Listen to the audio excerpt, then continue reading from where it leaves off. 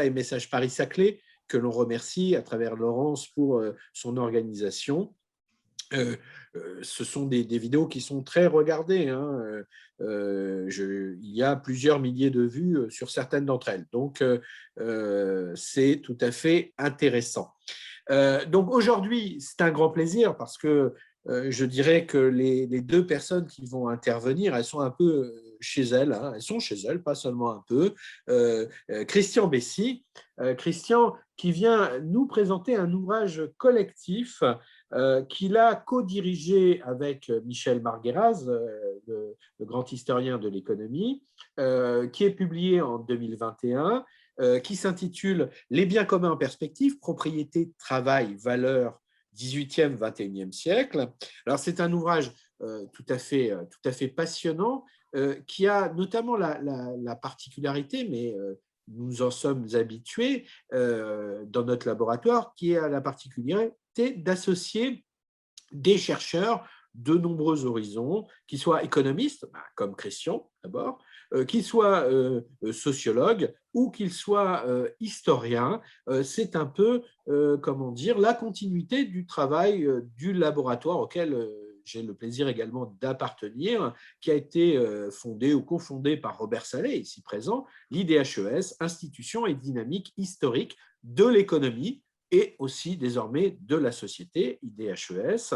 Et donc voilà, c'est le fruit d'un travail collectif très important et tout à fait passionnant que Christian va nous présenter et qui sera ensuite discuté, ou en tout cas, il y aura une présentation de sa lecture par Marie Cornu, qui est également habituée de nos petits déjeuners d'Urkheim, qui est directrice de recherche au CNRS, également Christian, ils sont tous les deux directeurs de recherche au CNRS. Marie est sociologue, spécialiste ou juriste, je ne sais plus si tu es sociologue ou juriste, mais les deux en même temps quand même, hein. Et voilà. Et je montre cet ouvrage tout à fait essentiel sur les questions qu'on va aborder, et sans doute qu'on citera beaucoup cet ouvrage, le Dictionnaire des biens communs, qu'elle a co-dirigé avec Fabienne Orsi et Judith Rochefeld, et qui en est à sa deuxième édition. C'est à signaler parce qu'en 2021 est sortie une édition complétée, et donc c'est une référence tout à fait essentielle sur ces questions-là. Je voulais quand même aussi montrer cet ouvrage, pour moi, qui est une référence absolue, l'ouvrage de Christian Bessy, de Francis Château-Renaud, Expert et faussaire. J'ai là la première édition, qui est collector. Elle est signée d'ailleurs, je pense, par l'auteur, elle est dédicacée, donc vous ne l'aurez pas, mais le livre est toujours en vente dans une autre édition, refondue, complétée. C'est vraiment une référence, hein, des sciences sociales pour moi. Voilà. Donc, à présent que j'ai fait cette petite présentation très, très rapide, je vais laisser la parole à Christian pour une présentation. Je crois qu'il souhaite présenter pendant une quarantaine de minutes pour laisser le temps ensuite à la discussion. Christian, on t'en prie. Merci beaucoup, Florent. Je remercie également les membres de la MSH, notamment Laurence qui est ici présente. Alors, Maryse Bresson s'est excusée. Donc, voilà. Bon. Donc, j'excuse également Michel Margueraz qui n'a pas pu se libérer donc, pour cette présentation. Bon, il a déjà présenté l'ouvrage au sein de notre laboratoire, donc c'était un peu à moi de m'y mettre aussi. Donc, je rappelle, comme l'a dit Florent, que Michel Margueraz est historien de l'économie, et notamment qui a travaillé sur les transformations d'intervention de l'État, notamment dans le domaine des transports, mais surtout, ses derniers travaux portent sur la monnaie, ses études historiques sur la Banque de France, la monnaie et la finance aujourd'hui. Donc, c'est comme pour ceux qui ont lu l'ouvrage, c'est deux domaines qui sont abordés donc, dans ce livre. Donc, ce que je propose, c'est non pas de vous présenter le contenu du livre, on pourrait reprendre la table des matières, partie par partie, chapitre par chapitre, c'est peut-être pas très intéressant. Je vais surtout vous parler de l'esprit de l'ouvrage, de sa genèse et de son mode de fabrication. Alors, comme déjà l'a souligné Florent, c'est un ouvrage collectif et qui a été écrit essentiellement par des membres de laboratoire, même si certains ont migré dans d'autres laboratoires comme Claude Didry ou Marc. Donc voilà. Donc, puis je vous présenterai aussi évidemment la problématique de l'ouvrage ou les problématiques pour finir sur les résultats et sur les perspectives tout aussi bien au niveau de la recherche qu'au niveau politique, parce que d'une certaine façon, dans l'esprit même de notre laboratoire, je dirais, et de l'économie réflexive. Alors, c'est un terme que je reprends, mais voilà, que vous reverrez aussi dans le futur, parce que c'est un ouvrage sur l'économie réflexive en hommage à Robert Salé, un autre ouvrage collectif qu'on a coordonné, mais bon, ça sera plutôt pour la fin de l'année. Donc, qu'est-ce qu'on entend par analyse réflexive? C'est l'idée que les analyses qui sont présentées dans cet ouvrage fournissent donc des cadres de réflexion aux acteurs engagés dans l'action collective. Donc voilà, pour la partie politique. Mais ce n'est pas non plus un ouvrage militant, et on le dit au tout début, il n'a pas de dimension normative. On n'est pas des militants des communs, mais on analyse ce qu'on peut qualifier de commun ou de bien commun au pluriel ou au singulier. Donc, en premier lieu, l'esprit de l'ouvrage, donc, qui, comme l'a rappelé également Florent, est un ouvrage donc interdisciplinaire, puisqu'il y a des économistes, des sociologues, des historiens, mais il y a aussi un texte d'une juriste, Paris 1, Martha Torschob, qui était membre de notre laboratoire au départ. Et donc, l'idée centrale, c'est de proposer une réflexion générale sur les biens communs, ancrée sur des terrains empiriques qui portent donc à la fois sur 3 thèmes. Enfin, quand je dis à la fois, on ne les connecte pas forcément à chaque fois, mais donc le thème de la question de la propriété, des droits de propriété, notamment on évoque les infrastructures publiques dans les transports, la propriété intellectuelle, puisque je suis aussi contributeur. Dans le cadre du travail, on évoque le travail dans les communs, notamment autour des jardins partagés ou de développement de jeux vidéo, mais, ou dans les mondes de la musique actuelle, mais aussi Claude Didry analyse donc, le travail comme commun, et sur les questions de monnaie, valeur, ou ce qu'il y a de la valeur. Donc, on a différentes contributions.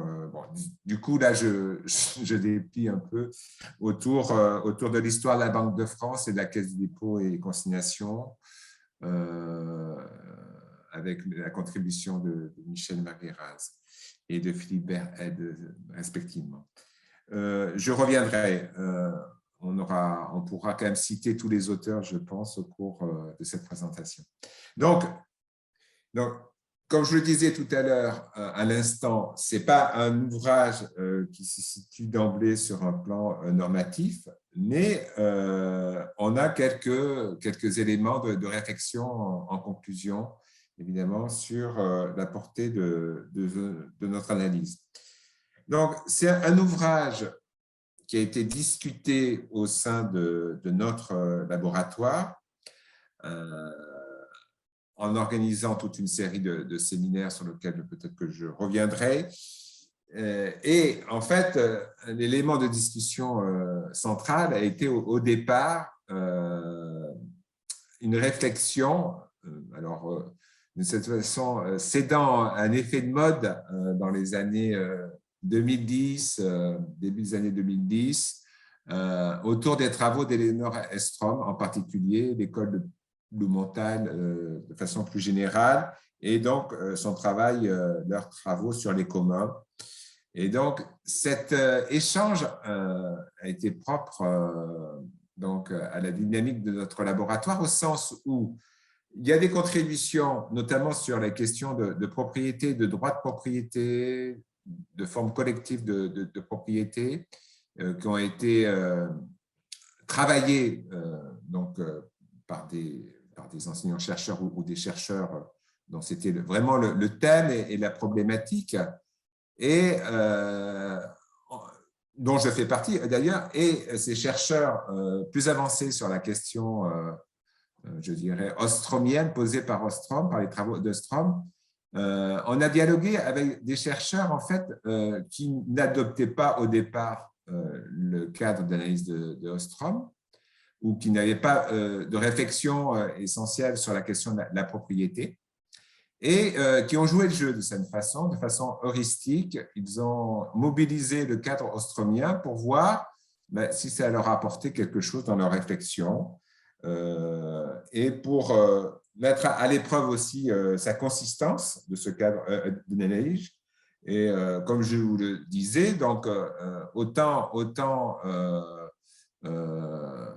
sur la question du travail, il y a une réflexion sur le travail comme commun, hein, c'est le texte de Claude Didry, comme il y a une analyse du travail et des conditions de travail dans des communs, que ce soit des savoirs partagés ou des logiciels libres ou encore des jeux vidéo.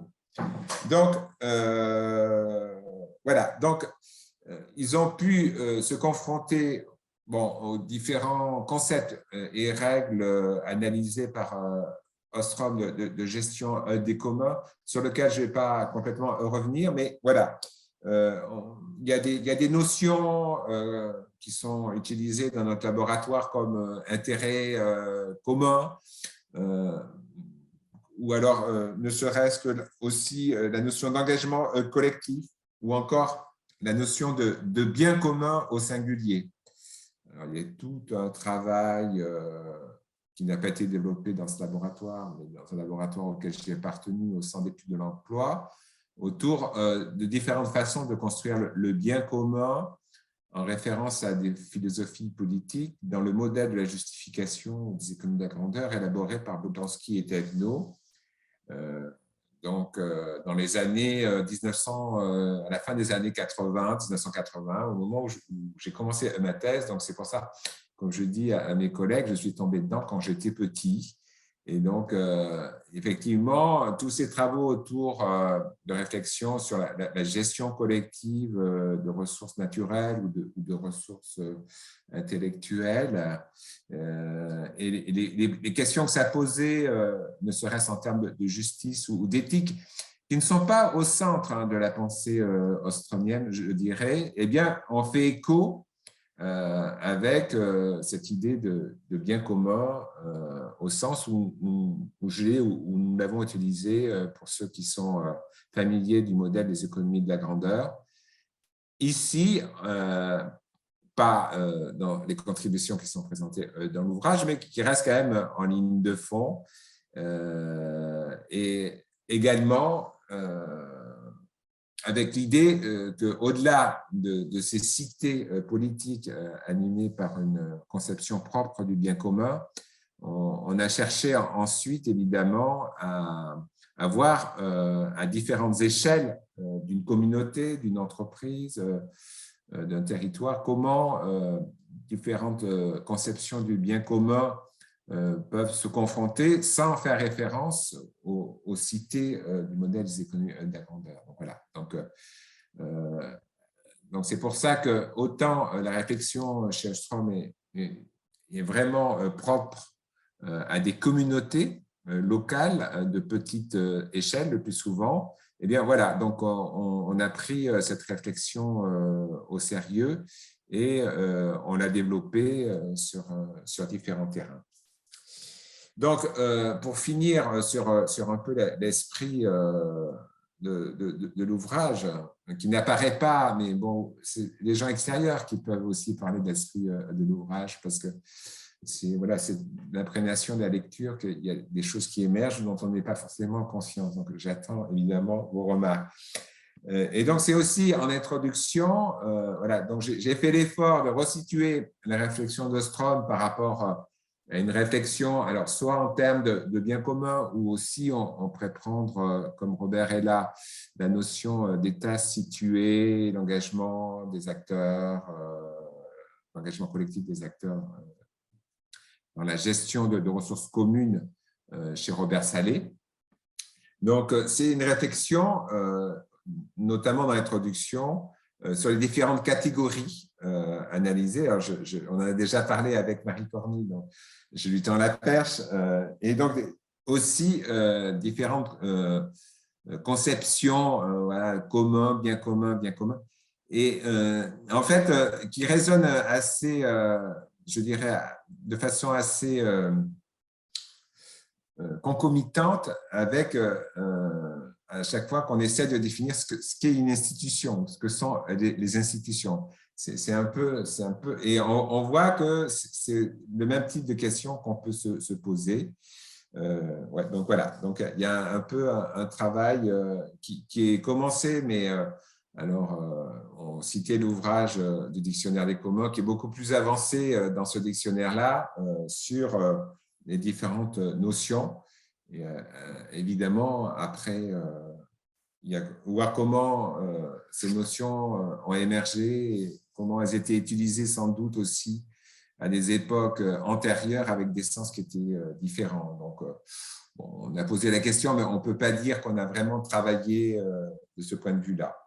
Donc, bien commun en perspective, propriété, travail, valeur, 18e, 21e siècle. En fait, le titre a été travaillé, on pourrait prendre les titres initiaux, le titre final, je trouve qu'en fait, il résume assez bien notre pensée et le contenu de l'ouvrage. Hein. Alors, c'est perspective au pluriel, merci Florent. Donc, parce que ça renvoie à différentes disciplines, ça renvoie d'autre part à différents terrains, ça renvoie à différentes périodes. On a le texte de Anne Conchon, de Dominique Marieras sur les infrastructures de transport au XVIIIe siècle, avec la naissance d'un service public des transports. Et ça renvoie à différents espaces. Alors, notamment nationaux, on a le texte de Michela sur les biens communs urbains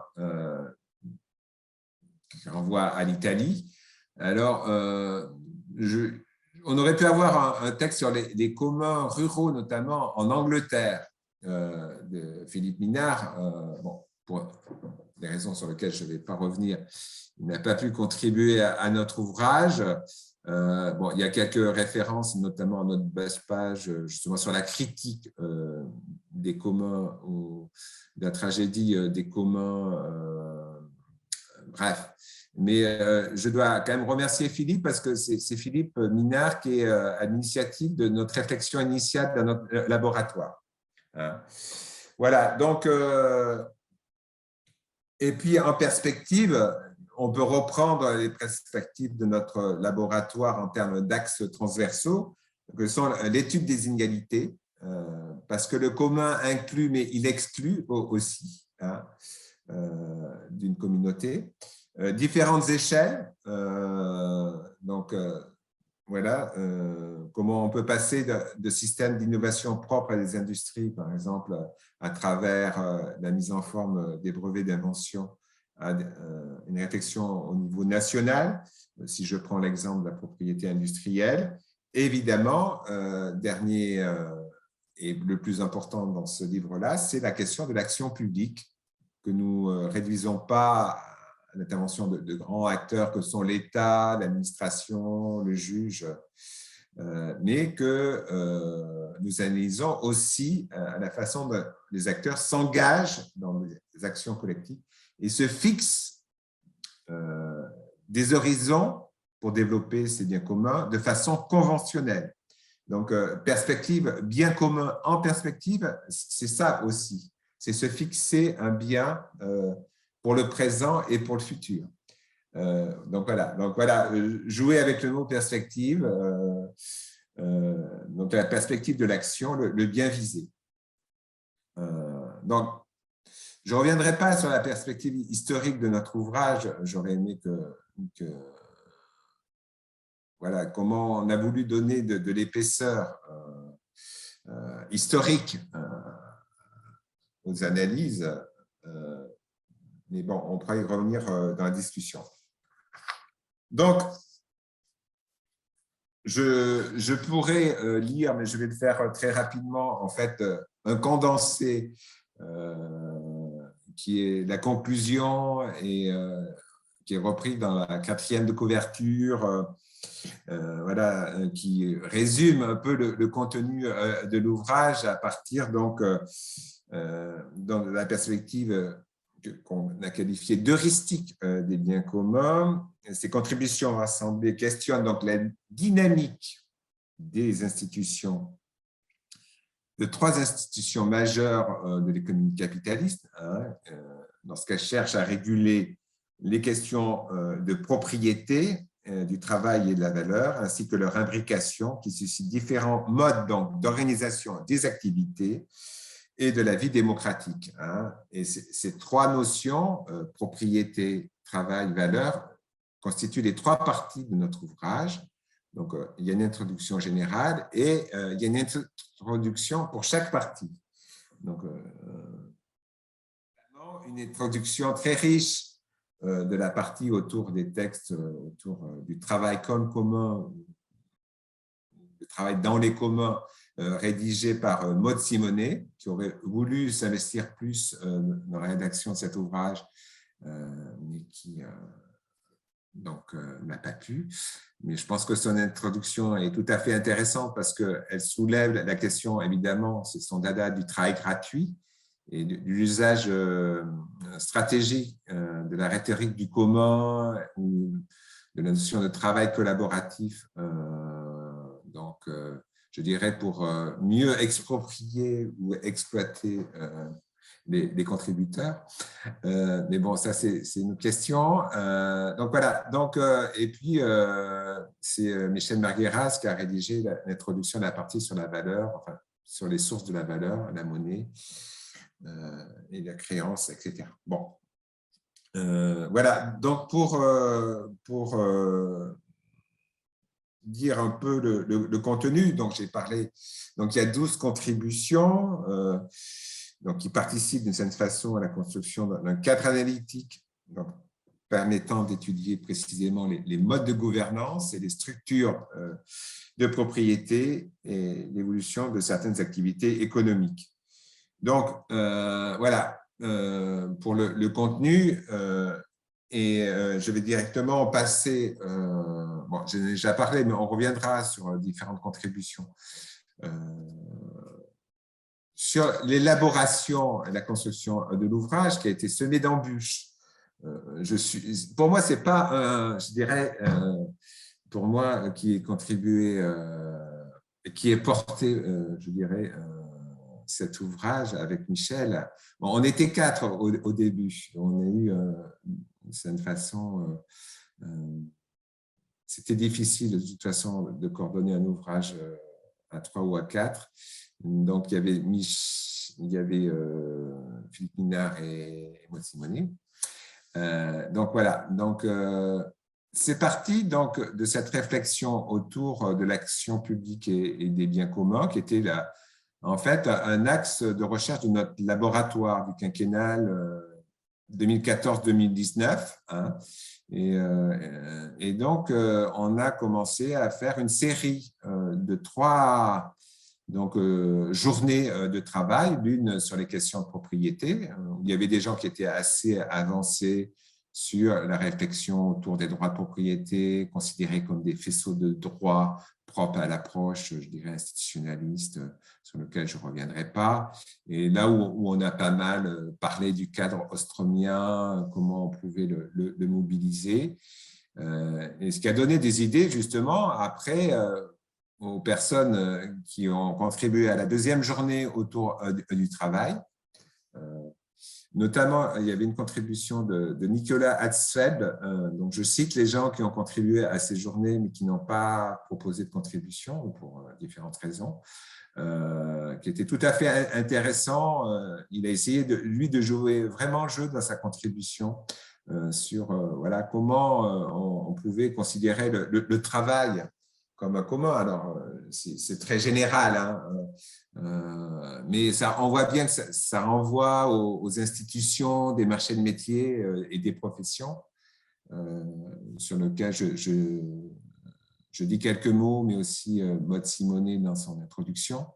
Donc voilà, et sur lequel, évidemment, Claude Didry va travailler dans son texte pour montrer comment on est passé d'une gestion de la relation de travail au niveau des métiers, sinon de communautés familiales des corporations, à donc au niveau une gestion collective au niveau des branches.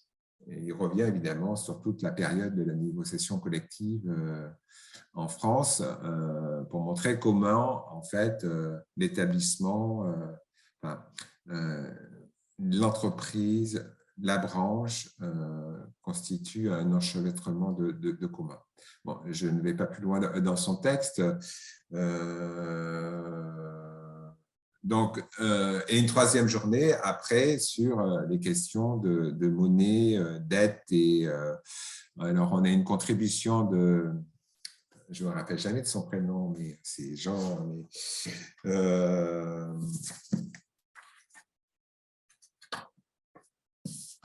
Dis-nous le nom, Christian.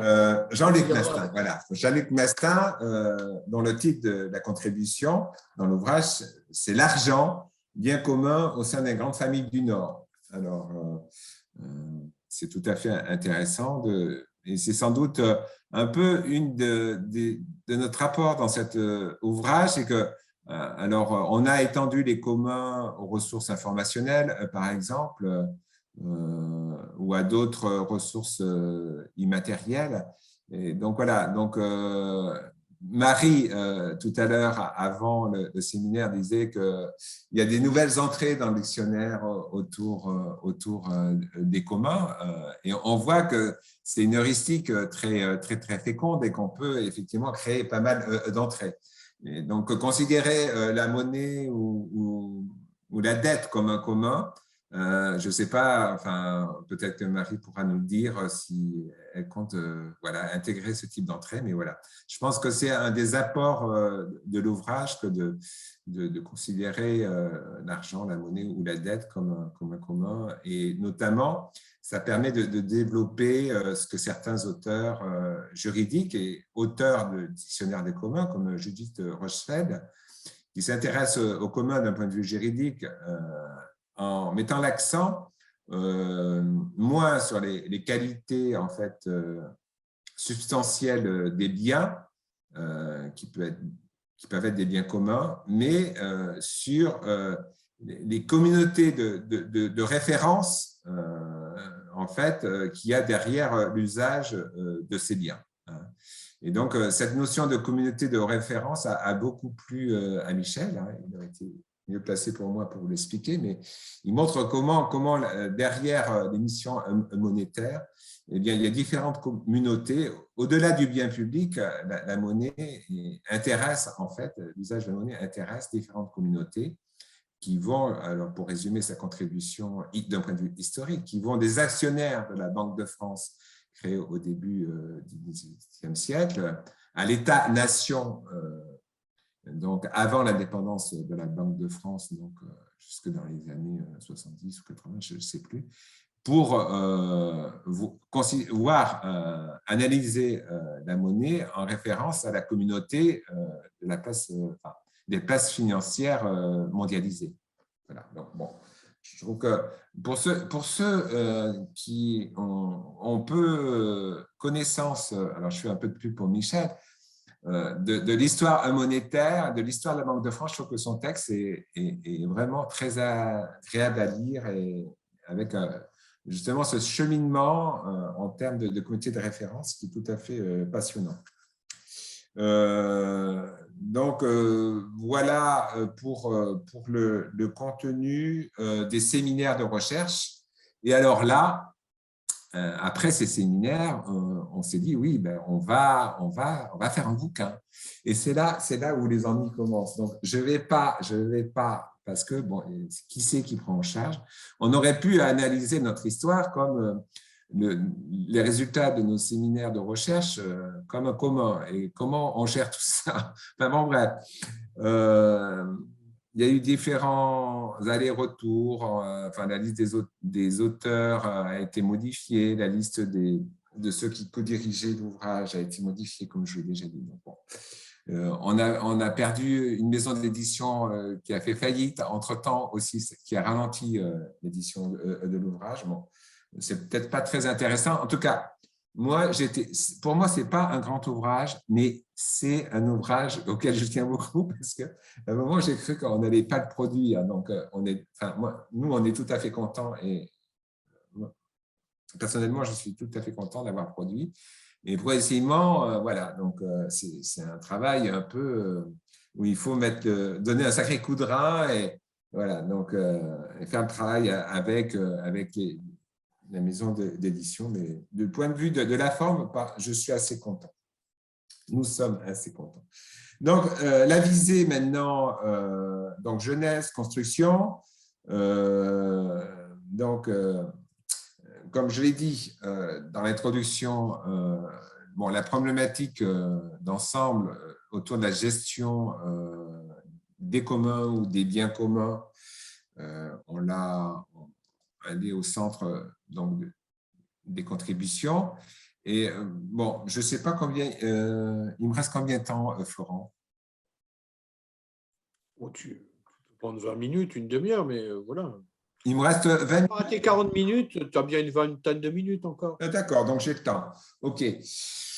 Donc je vais quand même rappeler, hein, c'est bien de les avoir en tête, les règles de gestion des communs chez Elinor Ostrom. Donc, on a essayé d'être didactique hein, dans l'introduction de cet ouvrage pour présenter le cadre ostromien. Donc, je rappelle ces règles. Donc, et ça va me donner l'occasion de les commenter. Une nette délimitation du commun. C'est la première règle. Alors, justement, dans beaucoup de contributions, les contours de ce qu'on appelle les communs, notamment sur les questions monnaie, argent, ce n'est pas clair du tout. Hein. Donc, bon, c'est peut-être… voilà, c'est aussi… alors, peut-être c'est superficiel ou artificiel de qualifier de commun une ressource qu'on ne devrait pas qualifier, mais parce qu'il y a justement… la délimitation n'est pas nette, mais voilà. Je pose la question. Donc, une nette délimitation du commun permettant de bien identifier la communauté concernée. Souvent, en fait, et le texte de Jean-Luc Mestin le montre, bon, c'est les grandes familles du Nord, mais il y a un enchevêtrement, il y a différents cercles concentriques, je dirais, qui sont présentés. Donc voilà, donc on a joué un peu sur cette première règle de Elinor Ostrom. Même d'une certaine façon, s'il n'y a pas une délimitation nette du commun, on peut néanmoins faire du commun, je dirais. Donc, deuxième, des règles adaptées aux conditions locales et conformes aux objectifs. Troisièmement, la capacité de la communauté à les modifier, donc, ce qui suppose des règles un peu à deux niveaux. Il y a des règles opérationnelles, puis des règles qui permettent justement de définir ces règles opérationnelles d'accès aux ressources et donc qui sont plus ou moins négociées de façon démocratique.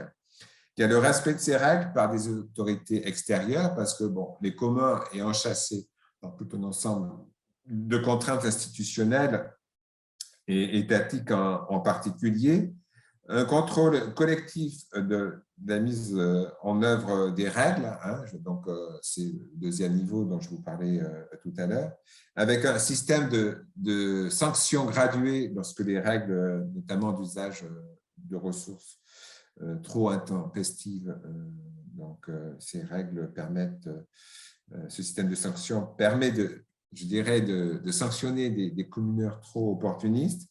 Un mécanisme peu coûteux des résolutions des conflits, donc avec des procédures d'arbitrage, notamment par exemple dans le cadre de communautés professionnelles, notamment je montre cette dimension d'arbitrage dans les communautés technologiques autour des brevets d'invention, et notamment des patent pools qui permettent de négocier les droits de chacun. Dans mon texte, et enfin une autodétermination reconnue des autorités extérieures. Donc voilà, bon, bref, c'était important de rappeler ces règles parce que ça donne un peu de substance à la présentation. Donc voilà, alors, par rapport à ces règles de gestion commune d'une ressource qui ont été élaborées par rapport à des ressources naturelles en premier lieu, notamment des ressources de pêche, par exemple, ou en référence à des communautés assez restreintes de pêcheurs, par exemple, ou encore des systèmes d'irrigation. Donc, bon, l'école, enfin, tous les travaux d'Ostrom, époux et épouses, d'ailleurs, et l'ensemble des chercheurs qui ont travaillé avec eux dans différents pays, c'est considérable, hein, le nombre de cas qui ont été analysés à travers ce spectre-là. Parce que l'idée, c'est de confronter la théorie à l'empirie chez Ostrom.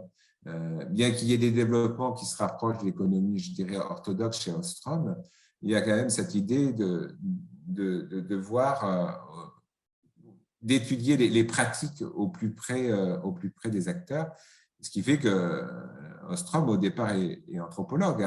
C'est une anthropologue et elle a travaillé avec des anthropologues en, je dirais, tissant des liens avec des économistes ou des jurys, qui a donné lieu à des travaux interdisciplinaires au sein même de l'approche, ce qu'on appelle l'approche, la New Institutional Economics aux États-Unis, dont font partie Ostrom, que j'ai rencontré d'ailleurs comme d'autres chercheurs de ce courant-là.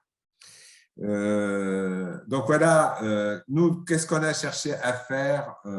Donc, comme je disais en introduction, en fait, même si les questions de justice et de pouvoir aussi, de cette façon d'asymétrie de pouvoir, sont présentes dans les différentes études menées avec ce cas d'analyse ostromien, il me semble que la question de la justice, au sens où nous l'entendons nous, c'est-à-dire dans un sens pragmatiste, au sens où on s'intéresse à la réflexivité des acteurs lorsqu'ils se posent la question de leur contribution par leurs actions à un bien commun à différentes échelles. Ça peut être le bien commun familial, le bien commun du laboratoire, le bien commun des sciences sociales dans l'université de Paris-Saclay.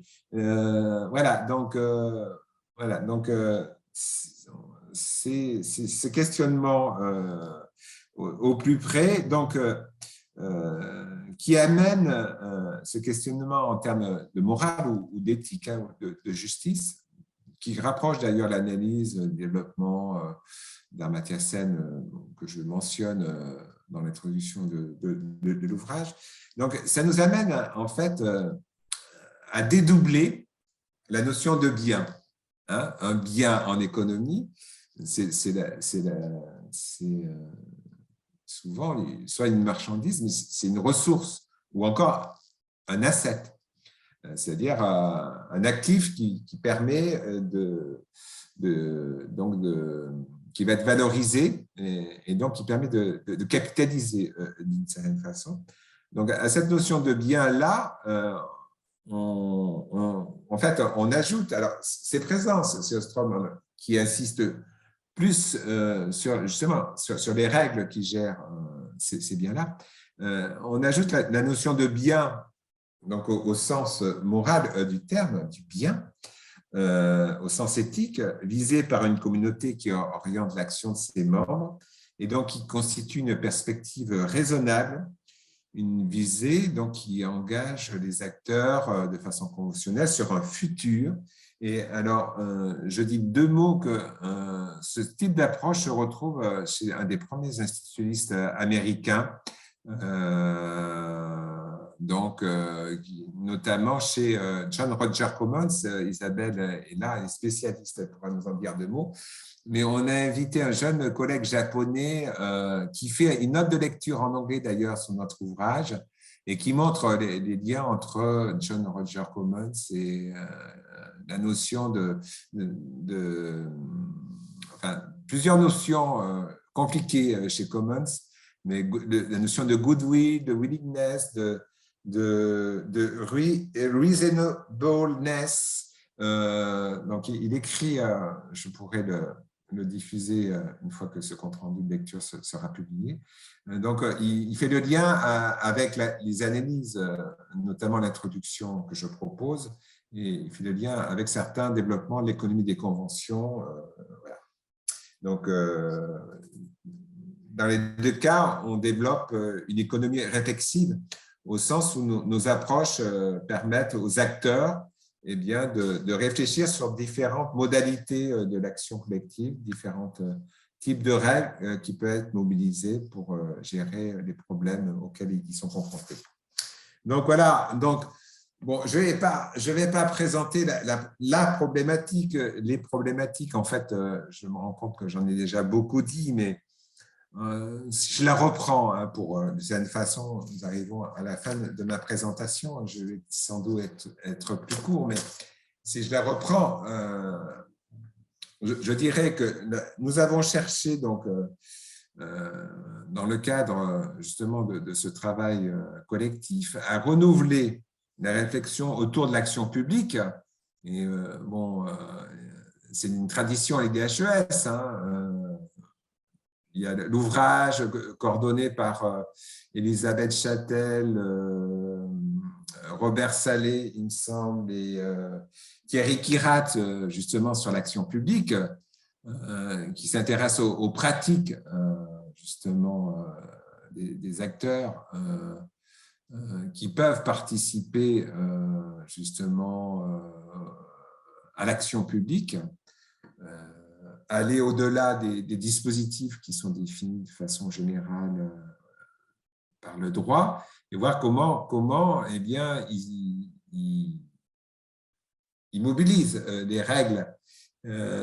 Alors, justement, avec cette idée, alors ça, c'est, bon, je ne vais pas développer ce que j'entends par une conception endogène du droit, le rôle des intermédiaires du droit, tout ça, mais c'est présent dans certains développements, mais l'idée, évidemment, dans l'analyse de ces communs, c'est de voir, évidemment, les contraintes juridiques sont présentes, les contraintes ou les ressources juridiques sont présentes, mais c'est de voir, notamment en termes de droit de propriété, mais c'est de voir comment des intermédiaires les articulent avec, alors, ce qu'on peut qualifier de logique d'action légitime, ou, pour reprendre l'expression de Noé Wagner, mais qui n'est pas là, je crois, il n'est pas dans la liste des participants, mais on travaille avec Noé et Marie, d'ailleurs, et Michaela, sur la question du patrimoine. Et sur ces questions-là, Noé utilise la notion de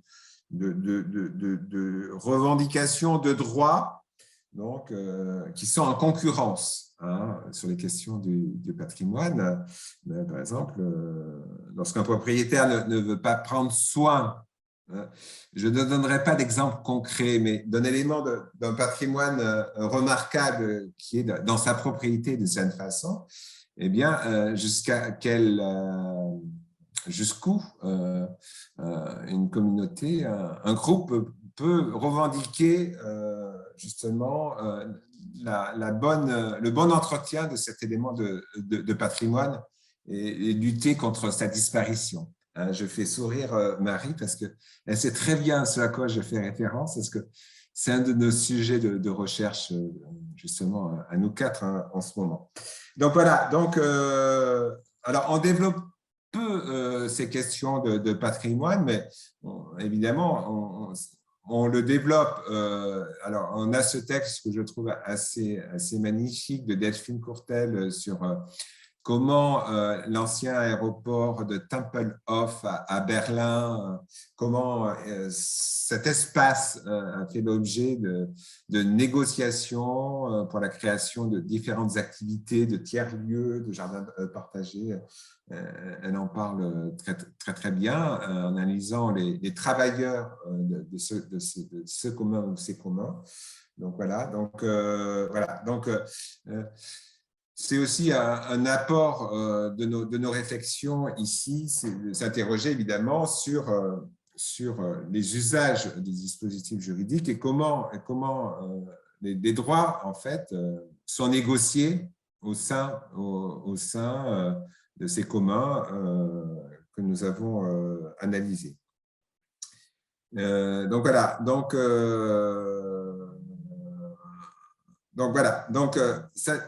ça a été l'occasion pour nous, pour certains d'entre nous, d'approfondir la question des droits de propriété. Et d'ailleurs, cet ouvrage va avoir une prolongation parce que justement, encore avec Marie Cornu et d'autres personnes du SP, dont Noé Wagner et peut-être Pierre Devenin, on va constituer, réfléchir à une ANR sur propriété matérielle et immatérielle, et justement avec peut-être une thématique sur la question du patrimoine. Donc ça, c'est tout à fait important. En tout cas, ce qu'on peut dire, c'est que les questions de la propriété et des droits de propriété n'étaient pas au centre des préoccupations du DHES. Alors peut-être Robert me corrigera. Et c'est une question, alors moi, que j'ai abordée avec la question des droits de propriété intellectuelle dans cet ouvrage, mais j'ai continué ensuite. J'aurai peut-être l'occasion de présenter un futur ouvrage, enfin qui va être publié bientôt, sur les droits intellectuels et expropriation des travailleurs. Mais voilà, donc c'est voilà, les perspectives, c'est de continuer à travailler sur ces questions de propriété et de droits de propriété au sein du DHES, mais en lien aussi avec l'ISP. Donc, ça va nourrir pour les gens de la MSH qui nous écoutent une dynamique, j'espère, importante et fructueuse. Voilà.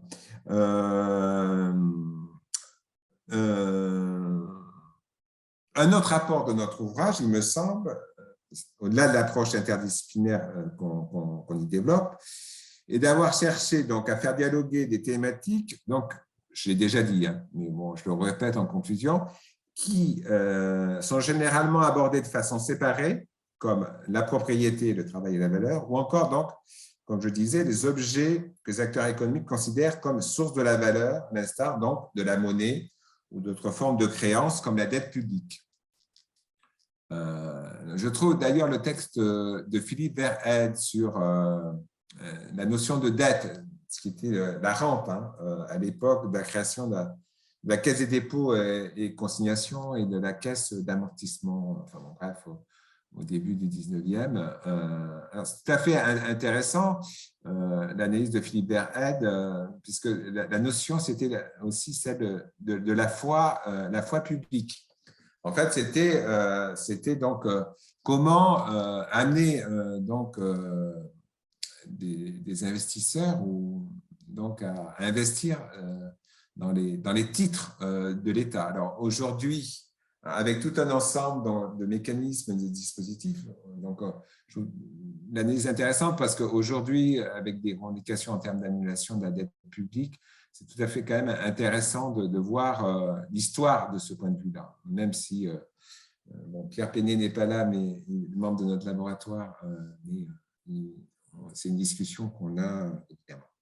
Donc, les deux contributions relatives à l'évolution historique de la Caisse des dépôts et consignations et celle de la Banque de France, il me semble, montrent comment, respectivement, la gestion de la rente et celle de la monnaie font apparaître celles-ci à la fois comme des biens publics, mais comme des biens communs aussi, en référence à des communautés particulières hein, j'en ai déjà parlé, la communauté pour la Banque de France et la monnaie, la communauté des actionnaires, puis la communauté nationale avec une Banque de France, de cette façon qui répond aux objectifs monétaires, mais aussi à la politique monétaire et budgétaire définie au niveau national, puis une autre période qui s'ouvre avec la mondialisation d'économie et la financiarisation. Voilà, donc c'est ce que met en évidence très bien donc, Michel, que je remercie encore pour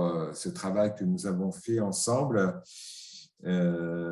et sur lequel, voilà, donc je vais conclure, sur ça, quoi, hein, sur le fait qu'on a mené à bien ce travail-là à travers cet ouvrage qui, je l'espère, inspireront d'autres chercheurs et les futures générations d'étudiants de l'ENS et d'ailleurs. Voilà, merci bien pour votre écoute.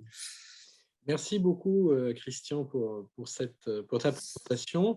Il y a quelques étudiants qui sont présents. Je vois, Isabelle, que… Ah oui, tu applaudis, pardon, Isabelle. Je voyais que tu levais. Tu applaudis et tu as raison de le faire. Comment dire, on ouvrira l'échange ensuite, mais on va d'abord écouter avec plaisir Marie Cornu. On a tous compris, et moi je le savais, mais on le sait tous, que comment dire, il y a un échange dense et riche entre Christian et Marie sur ces thématiques. Et donc, on les remercie parce qu'ils vont nous en faire profiter. Marie va nous en faire profiter à présent. Je te laisse prendre la parole, Marie. Merci Florent, merci Laurence de cette invitation à discuter autour de ce thème très nourrissant des communs et des biens communs, et merci à la MSH. Donc on a avec cet ouvrage des biens communs en perspective, propriété, travail, valeur, 18e au 21e siècle, on a le fruit d'un cheminement collectif, tu l'as rappelé Christian. Donc, merci à toi aussi de cette occasion de discussion, parce que j'ai vraiment lu avec grand plaisir et grand intérêt ce petit ouvrage. Tu dis c'est pas un grand ouvrage, c'est un ouvrage très intéressant. Donc, c'est le fruit, c'est l'objet d'une succession de ces séminaires au sein de ton laboratoire. Et partant de ce terrain des communs, vous avez déployé un certain nombre de pistes de travail dans un double plan synchronique et diachronique. C'est un beau fruit, je dirais, un beau fruit social, on pourrait dire. C'est foisonnant. Et tu commences dans l'introduction à situer ce travail dans l'ensemble des réflexions contemporaines sur les communs, sur les biens communs. Et il faut dire, et je crois que c'est un terme que vous utilisez, qu'il y a une sorte d'emballement de cette… assez sidérant, à la fois dans les travaux académiques et dans toutes sortes de disciplines. Alors, il y a des disciplines qui s'y intéressent très tôt, les anthropologues, les politistes, les économistes, les juristes, peut-être dans une moindre mesure, mais actuellement, les juristes sont sur le front aussi. Peut-être les géographes, maintenant, commencent à regarder d'un petit peu plus près ces notions-là. Et puis, ce phénomène d'emballement, il est aussi dans les expériences de commun, dans les pratiques. Et tu disais que ce travail pouvait donner une matière à réflexion aussi à ceux qui peuvent être considérés comme les activistes des communs, peuvent leur donner à réfléchir sur la façon de construire les communs, sur la complexité des relations qu'implique ce mode de construction. Et ça, je crois que les deux mondes communiquent d'une façon assez étonnante aussi. Il me semble, on a pu le vérifier quand on a fait le dictionnaire des biens communs. Alors qu'il y ait une réalisation évidemment différente de ta production à toi, parce que l'idée, c'était de fournir une sorte de petit outil qui donne à voir quelles sont les catégories avec lesquelles on peut travailler quand on planche sur les communs, quand on prend au sérieux cette idée des communs et qu'on veut développer une réflexion autour de cela. Donc, c'était un petit peu le projet dictionnaire de montrer finalement sur quel élément on peut s'appuyer, à la fois du point de vue des ressources doctrinales, intellectuelles, factuelles. Les expériences aussi y ont leur place. Donc, je crois que ce dialogue et tout ce que tu disais sur l'économie réflexive, je pense que je vois très bien quelle réalité peut avoir cette dimension-là. Tu évoques ces pratiques collaboratives multiples au travers desquelles, je cite, se redécouvre la pluralité possible des usages des biens. À partir des communs, on a réfléchi effectivement à cette question de la pluralité des usages, et derrière la pluralité des usages, à la pluralité des communautés. Il y a tout un jeu d'échelle à la fois dans la considération de la ressource elle-même, mais aussi de la considération des communautés impliquées. Et ce que je trouve très intéressant, c'est effectivement, ça vous n'avez pas choisi la facilité, c'est que les objets sur lesquels vous travaillez montrent à quel point on travaille sur une multitude de cercles de communautés, et ce qui va évidemment compliquer les choses lorsque on prend en compte l'idée que le commun est quelque chose qui a vocation à l'inclusivité, mais aussi à l'exclusivité. Il y a le phénomène d'inclusion et d'exclusion et marque très, très puissamment cette figure du commun.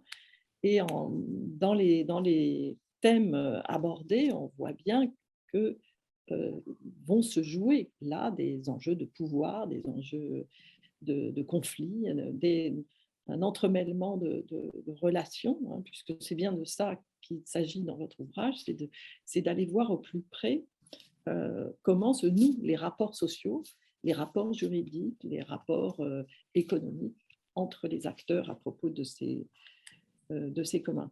Alors, tu as isolé dans l'introduction les différentes façons de prendre les communs, et tu as évoqué notamment deux types de projets idéologiques. Hein.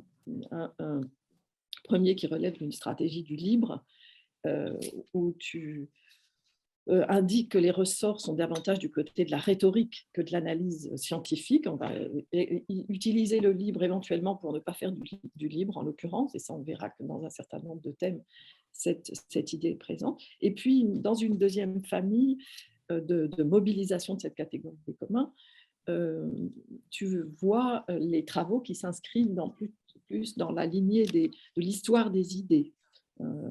Alors, il y a toutes sortes de travaux très différents. Vous êtes beaucoup appuyé sur les travaux d'Ostrom, et tu expliques la genèse de ce séminaire. Finalement, vous avez commencé par Ostrom, par vous demander en quoi les travaux d'Ostrom peuvent...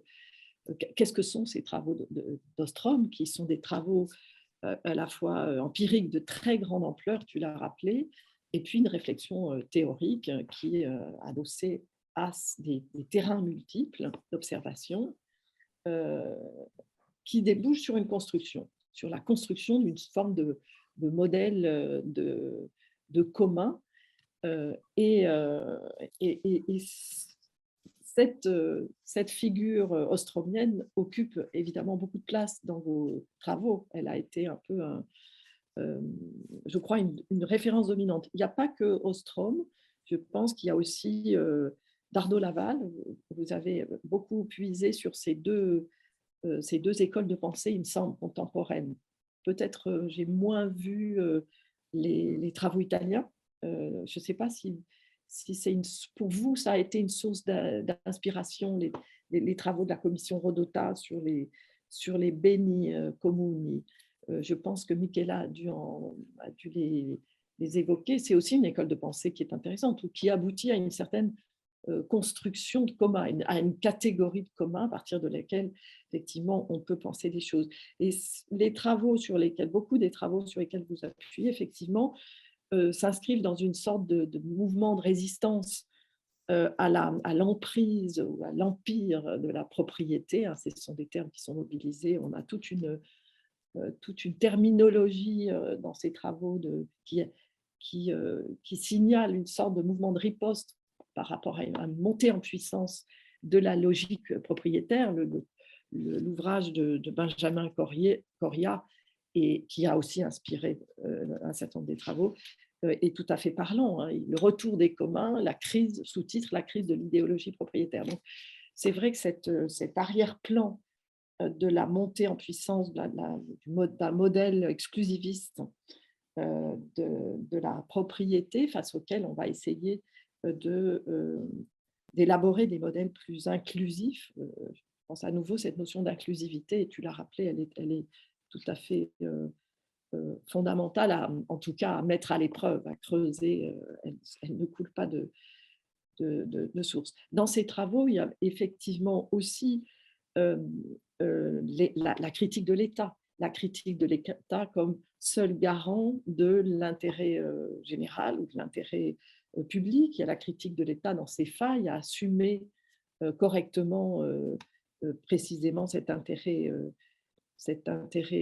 général. Et je pense que ça, c'est un peu quelque chose qu'on va retrouver, même si ce n'est pas exprimé évidemment dans les mêmes termes, même si ces écoles de pensée sont situées assez différemment. Dardot Laval, c'est une vision beaucoup plus politique des choses. Mais en tout cas, voilà, ce matériau-là qui a constitué un peu votre cadre de référence, alors tu indiques qu'il était beaucoup plus large aussi, ce qui fait la richesse de votre ouvrage, mais ces travaux-là ont été un peu à la racine finalement de vos réflexions. Et en même temps, mais j'y reviendrai peut-être, je trouve ce qui est intelligent dans votre travail, c'est que vous ne vous laissez pas enfermer finalement dans des conceptions prédéterminées, dans des catégories. On pourrait dire qu'il y a un schéma Ostrom et on pourrait s'intéresser à tel ou tel objet, se dire est-ce que cet objet est un commun au sens d'Ostrom? Est-ce que le travail est un commun au sens d'Ostrom? Ce n'est pas du tout la démarche que vous avez entreprise, et je pense que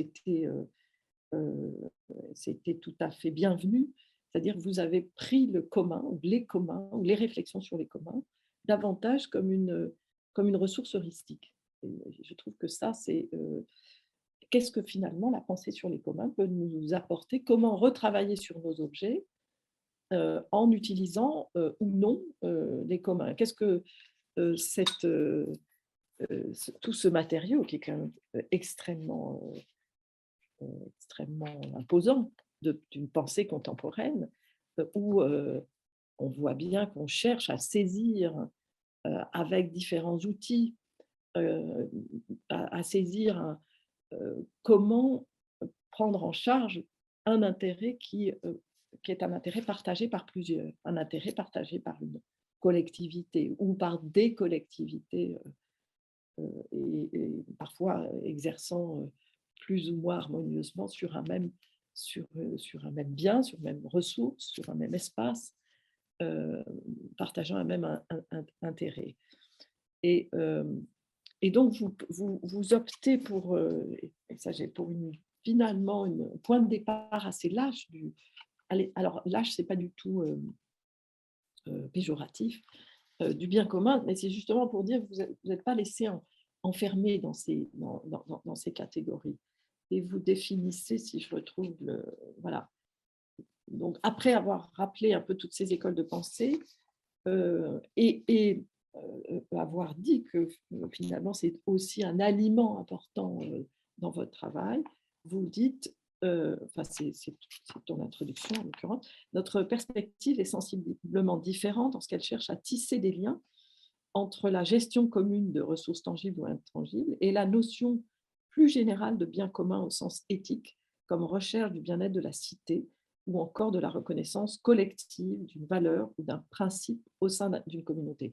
Donc là, en plus, c'est assez fort parce que vous faites le lien finalement entre l'approche qu'initie Ostrom, qui est en train de travailler un modèle d'organisation sociale du commun, avec un certain nombre d'outils de garantie procédurale, de distribution des différents pouvoirs de chacun, et le bien commun, la recherche d'une idée du bien commun, qui est une idée peut-être plus abstraite, plus philosophique, plus politique, quelque part. Donc, vous faites le pont entre deux conceptions des communs, et tu termines en disant: le bien commun serait alors à considérer comme une chose qui fait sens, une chose sur laquelle on a prise parce que l'on s'y engage collectivement et que l'on se fixe un horizon de façon conventionnelle, ce qui n'exclut pas les relations de pouvoir dans la définition de ce bien commun. Donc, votre perspective, là, je reprends ce mot dont j'ai compris qu'il fallait l'investir dans toutes les directions. Votre perspective, c'est vraiment de comprendre un peu tout ce qui se joue au plus près de ces institutions, au plus près de ces activités, de ces pratiques, de ces lieux, d'observer, de comprendre d'une façon tout à fait fine toutes les relations qui se nouent à partir de ces biens, hein, de comprendre dans la mise en mouvement de ces communs comment s'articulent et se réalisent ces différents ordres de relations qui sont des relations sociales, qui sont des relations juridiques, qui sont des relations de pouvoir, etc. Et ça, vraiment, c'est une démarche que je trouve, voilà, je trouvais très intelligente et éclairante. Vous avez pris les communs comme une ressource heuristique et vous en avez fait quelque chose qui, de mon point de vue, nous permet aussi pas seulement de comprendre différemment les objets sur lesquels vous travaillez, mais qui enrichit aussi la réflexion en retour sur les communs. Alors, tu as rappelé les trois grands thèmes, propriété, valeur, travail. Donc, sur la propriété, il s'agit d'analyser les enjeux d'appropriation juridique à l'aune des biens communs, penser les communs par la propriété, repenser la propriété par cette entrée des communs. Ça a été la démarche de pas mal de penseurs des communs, comme Ostrom, comme Coria, comme aussi dans l'univers numérique, Stallman, Rodota, où on utilise l'outil propriété y compris pour instaurer du commun. C'est toute la philosophie du copyleft. Et puis, il y a ces deux autres thèmes, travail-valeur, qui est, de mon point de vue, deux pistes extrêmement fécondes. Et je reviendrai là-dessus, mais je trouve que ça apporte vraiment une dimension qui est une dimension très importante dans l'appréhension de cet objet des communs. Alors, un des points d'attention que tu as signalé dans l'introduction, évidemment, j'y suis sensible, et qui est cardinal, parce que c'est quelque chose qui dit profondément des choses, de la façon dont on appréhende les communs, sont les questions de vocabulaire. On voit à quel point c'est le grand désordre des vocabulaires, ou en tout cas, on a un sentiment en permanence de notions floues, de notions mobiles, de notions sous ces appellations de commun, de bien commun, tantôt utilisées au singulier, tantôt au pluriel, tantôt accolées de qualificatifs, les communs urbains, les communs de la connaissance, etc. Et sous ces termes qui, dis-tu, saturent le débat public, il n'y a pas seulement une histoire de mots. Il y a profondément une certaine conception des choses. Quand Ostrom parle des communs, il ne parle pas des biens communs, et c'est vraiment une façon d'attirer la figure des communs vers, et ce que tu disais tout à l'heure, vers l'idée d'une organisation sociale. Et c'est l'important, c'est le principal ou la centralité de la figure d'Ostrom, c'est la question de la gouvernance.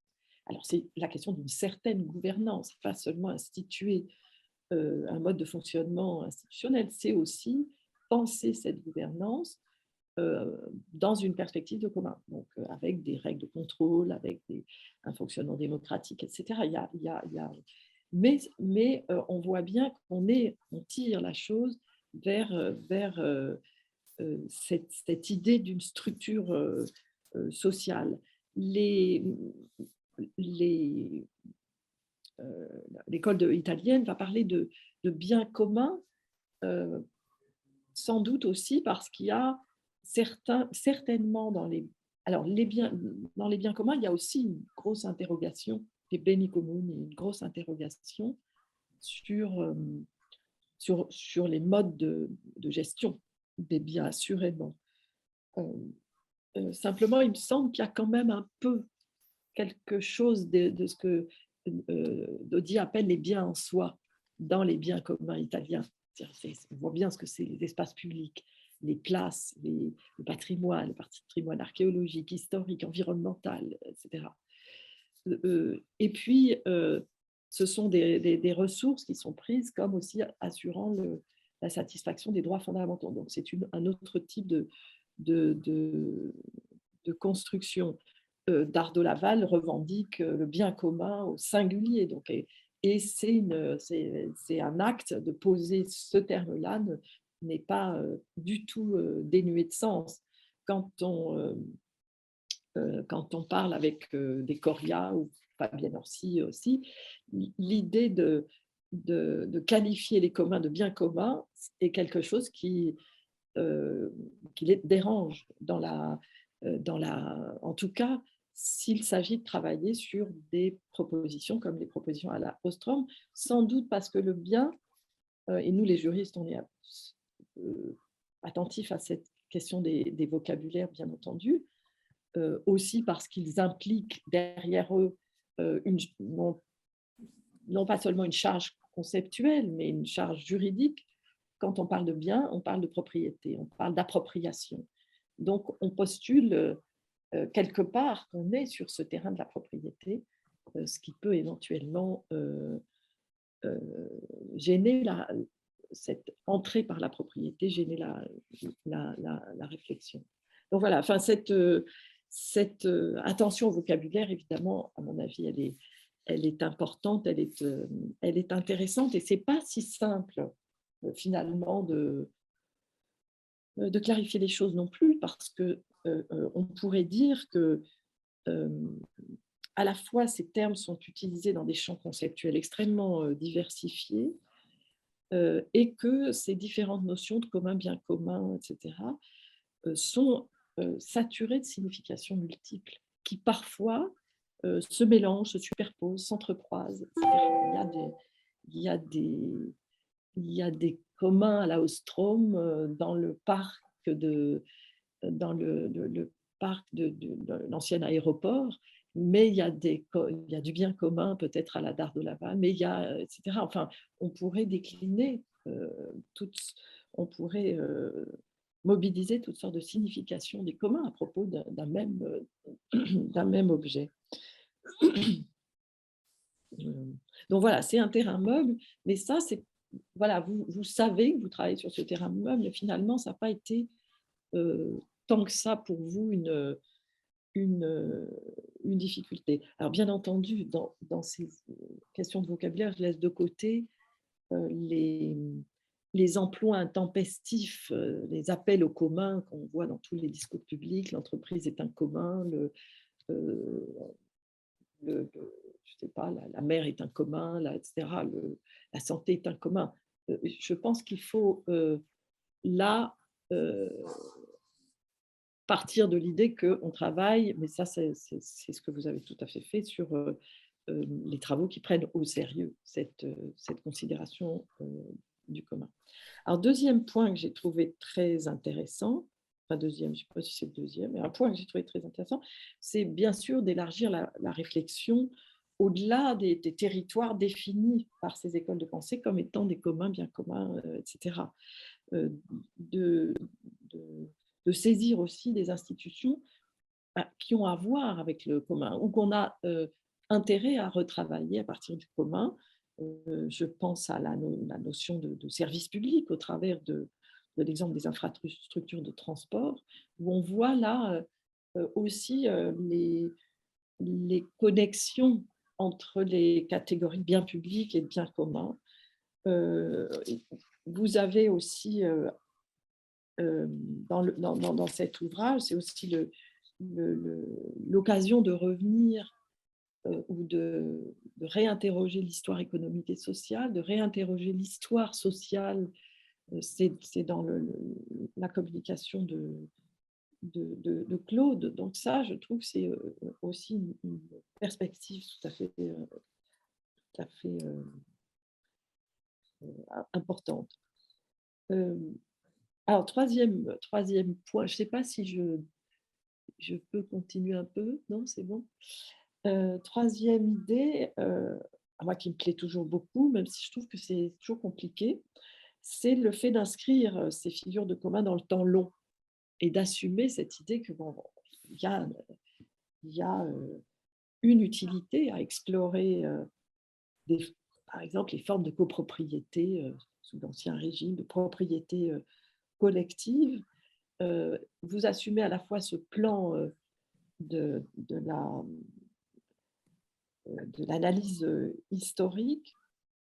Alors, tu évoques le retour des communs, la notion de résurgence des communs, qui est un vocabulaire qu'on va trouver dans un certain nombre de travaux contemporains. Je pense à Coria, c'est le titre de son ouvrage, Retour des communs, ou je pense à Judith Rochfeld, qui a évoqué la notion de résurgence des communs. En fait, ils le font non pas pour dire il faudrait rappeler dans le présent ce passé, en forme de nostalgie. Finalement, il y avait des très jolies petites constructions dans ces temps-là.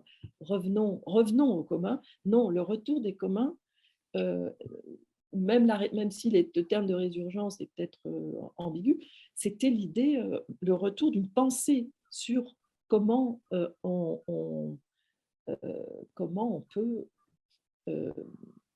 mettre en forme des structures, des institutions, des outils qui réintroduisent du commun dans un certain nombre d'activités humaines. Donc, je pense que c'est un petit peu peut-être l'idée, mais ça fait partie de mes questions de comment vous prenez ce rapport à l'histoire, comment vous utilisez cette idée. Alors, il y a un intérêt évident, hein, moi je le vois bien, mais est-ce que vous avez développé une réflexion d'ordre méthodologique sur la mise au contact d'institutions du contemporain et d'institutions de l'histoire, et en particulier, comment utiliser la pensée contemporaine pour comprendre l'histoire. Ça, c'est une démarche qui a suivi Michela, que je trouvais très intéressante, c'est-à-dire utiliser le cadre théorique d'Ostrom pour analyser, en en dégageant les arêtes vives pour comprendre les communs urbains à Milan.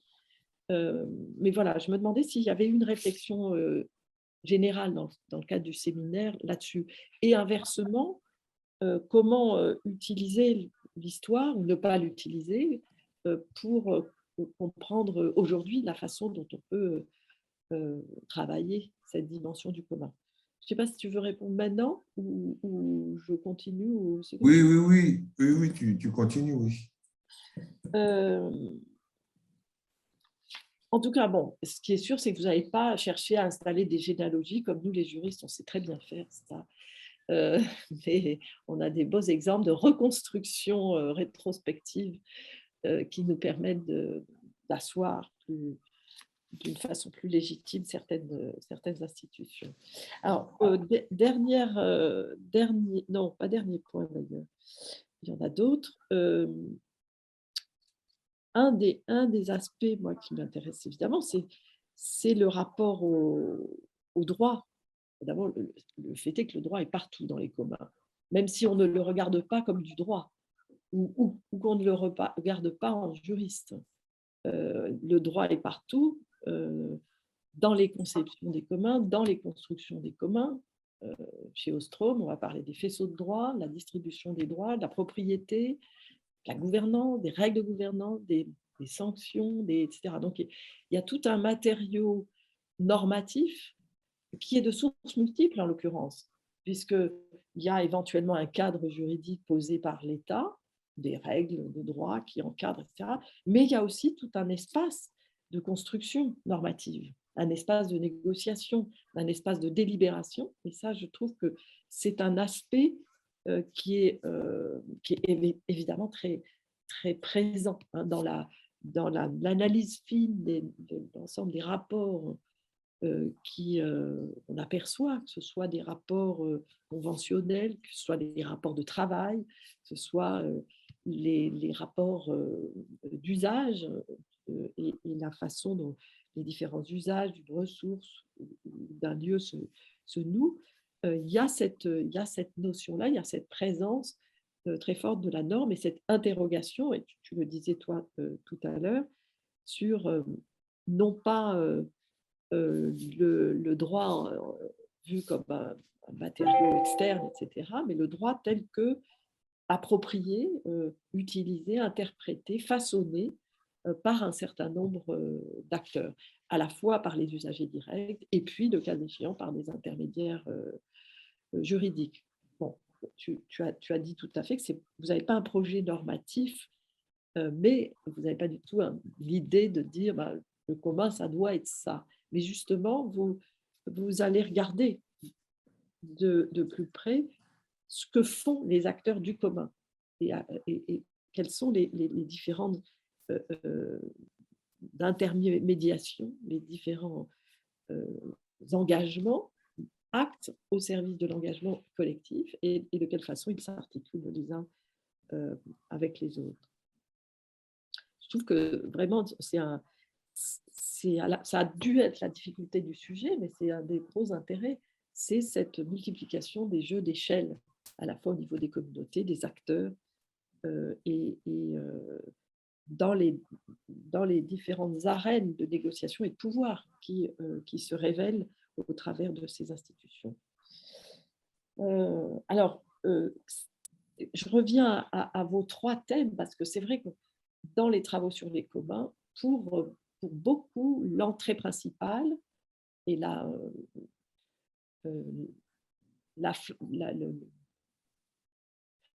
l'entrée par laquelle on va réfléchir à quelles conditions telle ou telle chose doit être un commun ou sera un commun, ou est-ce que cette chose est un commun, etc., c'est l'entrée de la propriété. C'est-à-dire, c'est l'analyse du rapport qu'entretient une personne à une chose qui a une dimension collective. Voilà, donc c'est un petit peu... alors, on va avoir des approches très différentes, très intéressantes. C'est là qu'on voit apparaître la notion de faisceau de droit, où on va, au-delà du droit du propriétaire, on va identifier des usages, des droits d'usage, des droits d'accès. Alors, on va sophistiquer les choses, c'est là où on va, le cas échéant, découpler la question de la propriété et de la jouissance. Ça, c'est un grand apport de l'école italienne. Dire, oui, il y a un bien, un propriétaire, mais il y a cette question de la jouissance, et on peut découpler les deux. On peut investir le collectif en investissant le pouvoir de jouissance de tel ou tel collectif. C'est là aussi où on va éventuellement, en opposition, revenir à ce qui ne devrait pas être approprié. Mais on est toujours par cette entrée de la propriété. Et c'est vrai que certains travaux ont investi, par exemple, la notion de chose commune, c'est un vocabulaire que vous utilisez là, ce territoire de l'inappropriable qui, dans le droit français, mais dans un certain nombre de droits français, d'autres droits, qui est aussi un objet assez délaissé par le droit, comme si toute chose ne naissait au droit que parce qu'elle est en prise avec un droit de propriété. Bon. Mais dans tous ces travaux, donc, c'est cette question de la propriété qui est au cœur des choses. Et là, vous déplacez le problème en disant, mais les communs, c'est aussi aussi du travail. Dans les communs, on travaille. Et qui est-ce qui travaille dans ces communs? Comment on travaille dans les communs? Et comment cette activité de travail s'accorde avec un commun? Et je trouve que voilà, c'est vraiment un champ là tout à fait nouveau, il me semble. Il n'y a pas tant de travaux que ça sur cette identification des, euh, la façon dont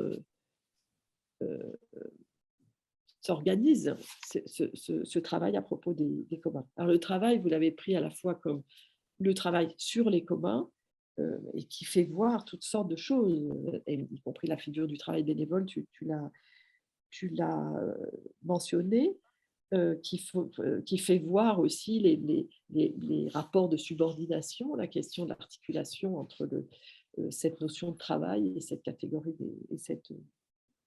ou cette idée du bien commun. Donc voilà. Et pour la valeur, et puis oui, pardon, vous prenez aussi le travail comme commun. Est-ce que cet objet travail peut être pris comme un commun? Ça, c'est plutôt le texte de Diderot. Et vous faites à peu près subir le même traitement à cette notion de valeur. Donc voilà, je vais peut-être m'arrêter là. J'ai juste peut-être une ou deux questions à lancer, mais tu fais ton marché, hein, tu réponds à celles que tu as, ou tu réponds à des questions que j'aurais omis de poser.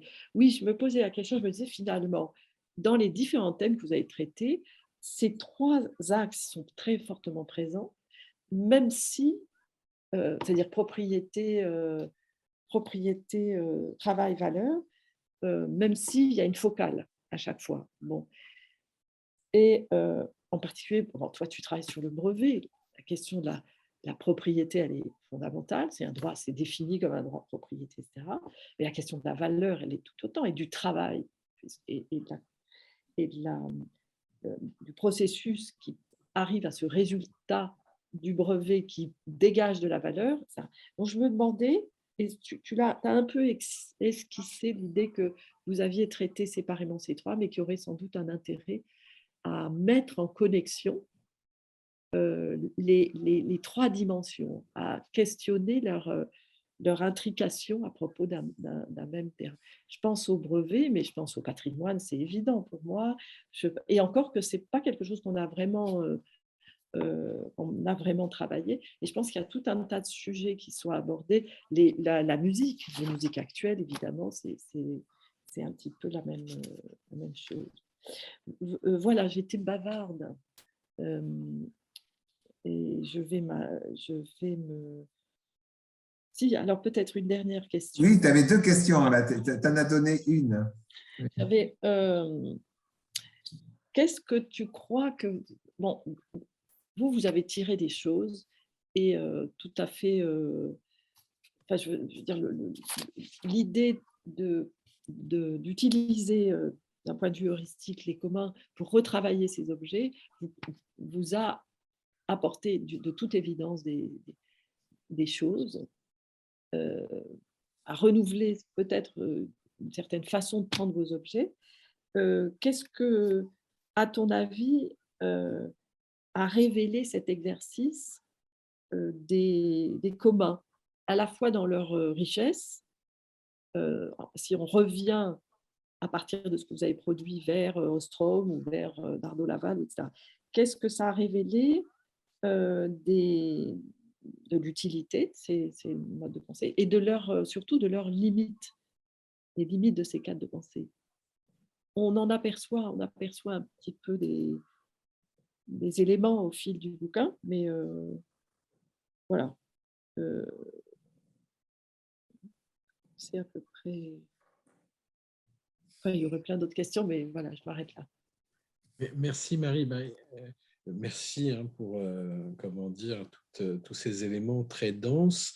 Donc, je vais laisser la parole à Christian pour te répondre. Donc, comme je l'ai écrit dans le chat, eh bien, comment dire, l'auditoire, l'assistance est invitée également à préparer ces questions, soit par le chat, mais c'est plus interactif, c'est plus sympa d'intervenir directement à l'écran, d'autant que nous ne sommes pas très nombreux.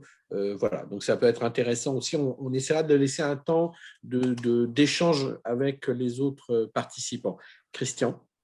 Oui, alors merci beaucoup Marie. Ça fait très plaisir d'avoir tes commentaires, tes remarques et tes questions et ça fait très plaisir d'être bien compris, surtout dans ce qu'on a voulu faire. Ça, c'est vraiment très agréable et je pense que tu fais une très, très bonne introduction à la discussion. Je vais répondre d'abord aux deux questions finales, puisque là, tu me tends la perche, parce que comment on peut imbriquer propriété, travail et valeur. Je pense que tout le travail que j'ai fait ensuite sur la question des droits de propriété intellectuelle, puisque mon ouvrage qui va être publié au mois de mai aux éditions de l'École des études en sciences sociales, c'est droits intellectuels et expropriation des travailleurs. Donc, c'est de montrer aussi comment les brevets sont devenus des actifs qu'on négocie sur des marchés et comment cette financiarisation rend invisible le travail. Et donc, tout l'analyse dans cet ouvrage, c'est de rendre visibles les travailleurs et les inventeurs, notamment à partir d'une série de litiges et de décisions du tribunal de grande instance en matière d'invention salariale ou d'autres formes de litiges. Donc là, c'est vraiment, j'ai investi sur cette question de la propriété intellectuelle, mais j'ai envie d'investir aussi sur les questions de patrimoine, avec toi aussi. Donc, je pense qu'on va bien intégrer ces trois thématiques et justement aller plus loin sur la question de la propriété. Hein, ça, je te remercie beaucoup de m'avoir tendu la perche. C'est vraiment… voilà. Alors, justement, je pense que justement, c'est cette réflexion sur la propriété qu'on trouve vraiment qui est au centre de la question, en particulier d'Ostrom, qui va nous faire rebondir à l'IDHES, mais dans mon entourage et pour mes propres recherches. Je pense que Michaela n'est pas là, mais avec Anne Conchon, autre contributrice à l'ouvrage, et Philippe Minard aussi, on veut lancer une ANR sur propriété matérielle et immatérielle, et je pense que les questions du patrimoine, comme on le disait tout à l'heure, alors évidemment, il y a sans doute des limites à ces cadres de pensée, mais je crois nous, en fait, on l'a pris comme une limite puisqu'on avait des choses à dire justement sur la question du bien au sens du bien moral ou le bien commun qui était peu développé, mais je pense qu'il y aurait toute une réflexion à faire sur le fait qu'on est dans une philosophie politique avec un Ostrom contractualiste et des références justement à la question des communautés.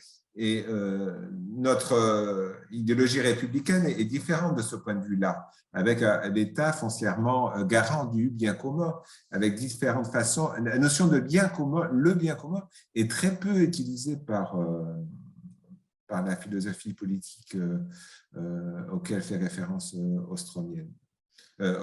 Donc voilà, donc c'est ça qu'on a cherché à développer. Je pense que à partir du moment où ce cadre d'analyse, justement, tu as souligné le travail empirique monumental auquel a donné lieu cette réflexion sur les communs, hein, dans tous les pays. Et voilà, donc je pense que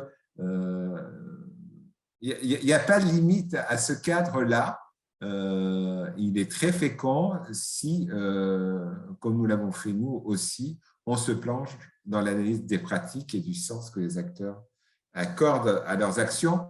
Alors, il y a une petite French touch d'analyse pragmatiste ou pragmatique, voilà, qu'on a cultivé avec la sociologie pragmatique héritée. Il y a une tradition américaine, évidemment, comme tu le sais, mais qui a été exporté en France, et, qui a donné lieu à différentes réflexions chez Boltanski ou d'autres. Enfin bon, bref. Voilà, donc le sens du juste qu'on retrouve chez Amartya Sen. Hein, on aurait pu, c'est un auteur qu'on mobilise et qui a beaucoup mobilisé aussi, donc justement sur qu'est-ce qui vaut, qu'est-ce qui compte, voilà, donc pour les acteurs, pour les personnes, qu'a beaucoup utilisé aussi dans ses analyses Robert Salé. Donc voilà.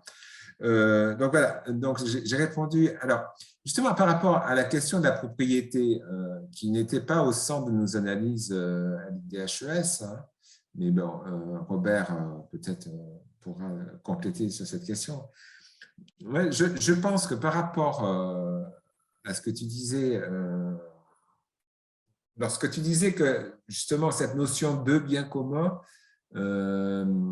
si elle garde la référence à la propriété, ça peut déranger. Et tu disais, Coria, de cette façon, est dérangé.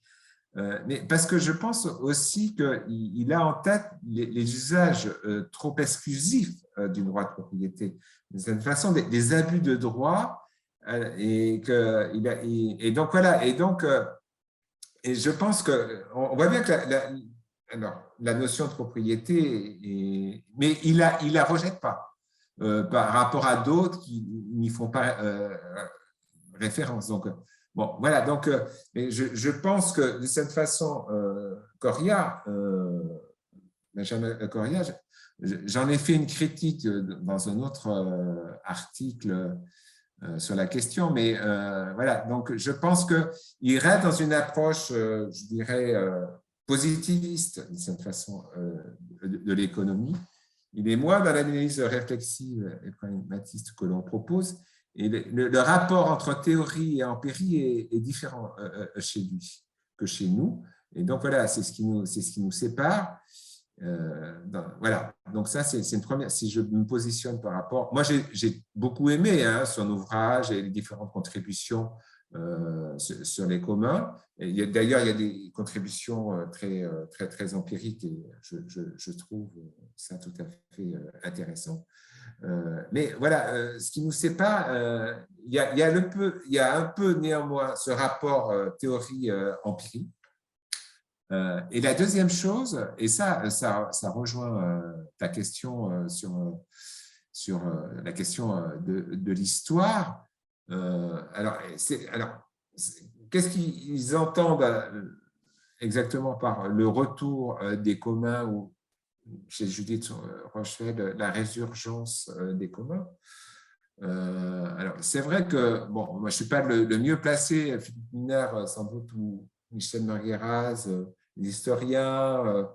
Alors, il y a un peu de choses, hein, mais en tout cas, je pense que c'est vrai que cette réflexion permet contemporaine et ces notions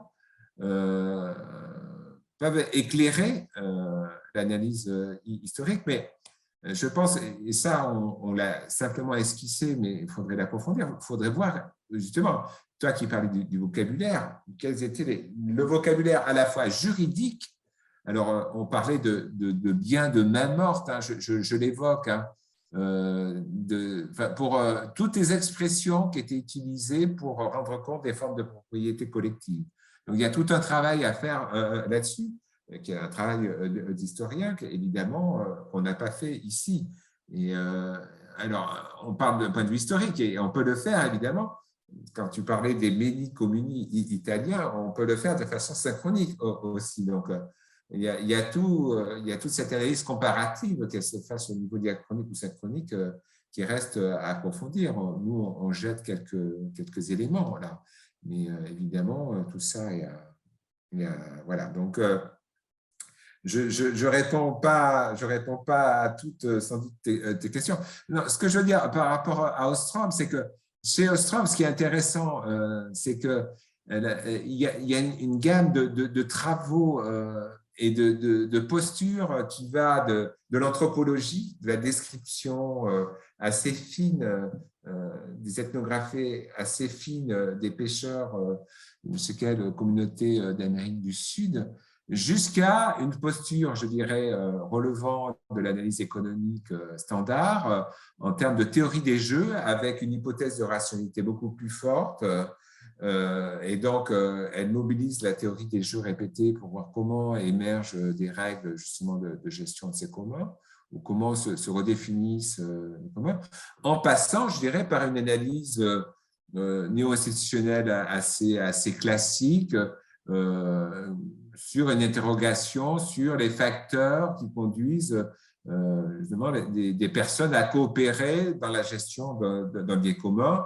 Et j'ai beaucoup aimé ce dont tu parles, ce à quoi tu fais référence en termes de modèle d'organisation sociale, de gouvernance. Alors, les auteurs classiques en la matière parlent de structure de gouvernance.